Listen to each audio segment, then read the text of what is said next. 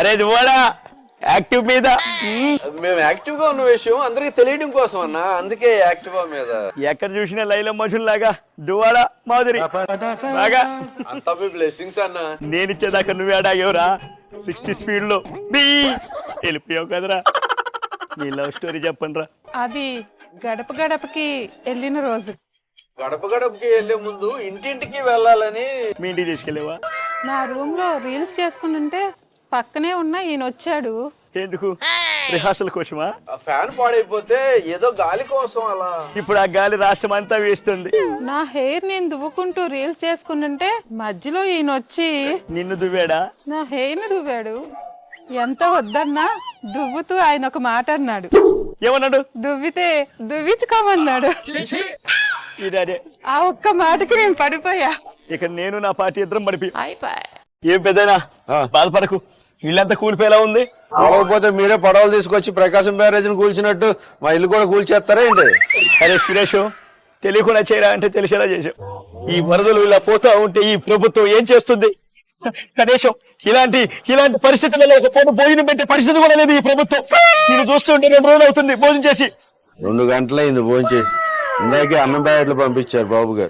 బాబు గారు ప్రభుత్వంలో కడుపు మారితే అన్నం పెడతారు. నీకే ఈ ప్రభుత్వం చేసే సహాయం చూసి కడుపు మండుతున్నట్టుంది.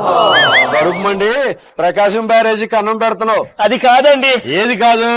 అవసరమైన పులిహార మాటలు పక్కన పెట్టి ఈ సమయంలో 4 పులిహార ప్యాకెట్లు అన్న పంచు, పుణ్యం అన్న వస్తుంది. అర్థం కదా, ₹1,00,000 4 పాల ప్యాకెట్లు వ్యాన్ నుంచి పడేసి ₹1,00,00,000 పంచానంటావా? అందుకే నీ ఫ్యాన్ బయటకి విసిరేశారు. చెప్పిన వాడు సైకో జగన్ అయితే వినోవాడు సాక్షి రిపోర్టర్ అని వాళ్ళకి చెప్పవా వెళ్ళి. అమ్మా అమ్మా అమ్మా, జగన్ అన్నది కాన్వే వస్తుంది, కొంచెం మీరు కాళ్ళ మీద ఉండి దండం పెట్టరా ప్లీజ్. నేనెందుకు పెడతాను? ఓ 10,000 ఇస్తామ్మా. 10,000? సరే ఇవ్వు. ఇప్పుడు 5,000 ఇస్తాను, మీరు దండం పెట్టిన తర్వాత ఇంకో 5,000 ఇస్తా. సరే అయితే.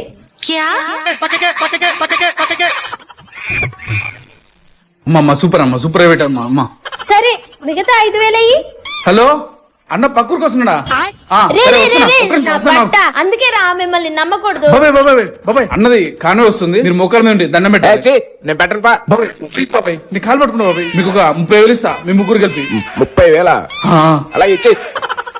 ఈ 15,000 అడ్వాన్స్ ఉండని, ఆ కాన్వే పోయినాక మిగతా ఇచ్చేస్తా. మిగిలిన 15,000 ఇస్తా తర్వాత ఇస్తా. Okay okay. మిమ్మల్ని ఇంటికి నమ్మకూడదు అనేది. ఏంటి బాబాయ్, మీకు కూడా డబ్బులు ఇవ్వలేదా? కాదు బాబాయ్. ఇప్పుడు తమ్ముడు తమ్ముడు తమ్ముడు ఆడదాం ఆంధ్ర. ఆడుతున్నావుగా బాగానే. ఆడుతున్నామన్నా. ఈ బ్యాట్ ఏంట్రా? మన బ్యాట్లు ఏమని?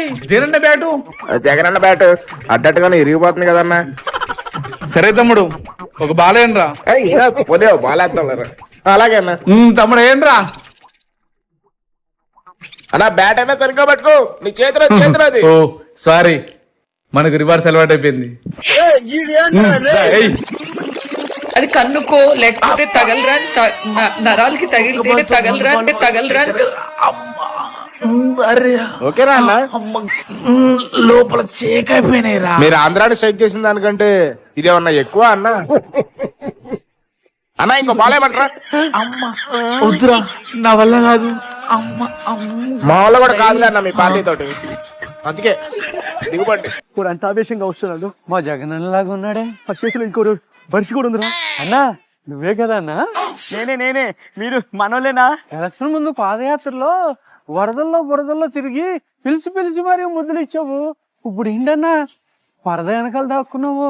ఊరికే అట్లా అడ్డం పెట్టుకున్నా. పరద వెనకాల రహస్యం ఏంటంటే ఈ 4 సంవత్సరాలు నీ పాలనలో జనాలు అసహించుకున్నారు కదా, ఎంటపడికి వస్తారని దాక్కున్నావు. నాకు తెలిసిందిలే. అవునవును, పాదయాత్రలో మిమ్మల్ని అందరూ కలిశానుగా. అదే మా దరిద్రం. అప్పట్లో 1000 కిలోమీటర్లు పాదయాత్ర నడిచాను, అందుకే గెలిచాను. మీరు గెలిచాక ఇప్పుడు మేము అంతకంటే ఎక్కువ పాదయాత్ర చేయాల్సి వస్తుంది. ఊరికండి జోకేస్తున్నారు. గవర్నమెంట్ ఆఫీసుల్లో పనులు అవ్వక పాదయాత్రలు, పిల్లలకు ఉద్యోగాలు లేక పాదయాత్రలు, రైతులకు గిట్టుబాటు ధరలు లేక పాదయాత్రలు. నా పాదయాత్ర బీట్ చేసే పాదయాత్రలో ఉన్నట్టుందిగా మీది. నా ఒక్కడిది కాదన్నా, ఆంధ్రప్రదేశ్ లో అందరిది ఇదే పాదయాత్ర. మా పాదయాత్ర